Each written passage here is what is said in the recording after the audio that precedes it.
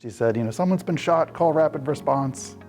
And, I knew that there was these bleeding control kits around the hospital and around all the UMB buildings.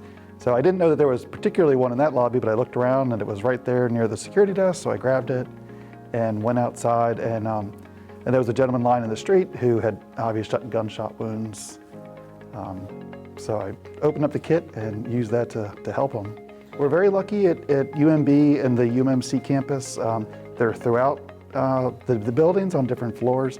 There's about 250 within the UMB buildings. I've been a volunteer EMT at the Laurel Volunteer Fire Department since the summer of 2001. So it's been doing things like this a long time. And I just believe every life has inherent worth.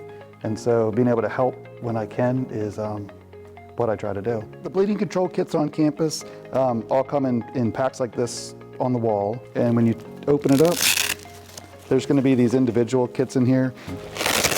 A main tool in here is the tourniquet. You want to put the tourniquet between the wound and the heart. And you want to twist it until the bleeding stops. So if I had a significant wound on my arm and there was blood spurting out, you would want to twist this until the bleeding stopped.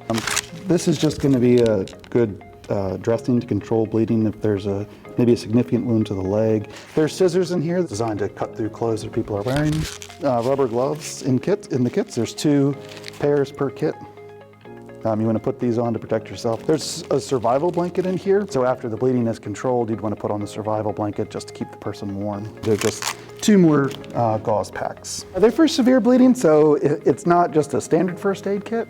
But if someone has significant bleeding that you can't just stop with normal pressure or Band-Aid, that's what the kits are for.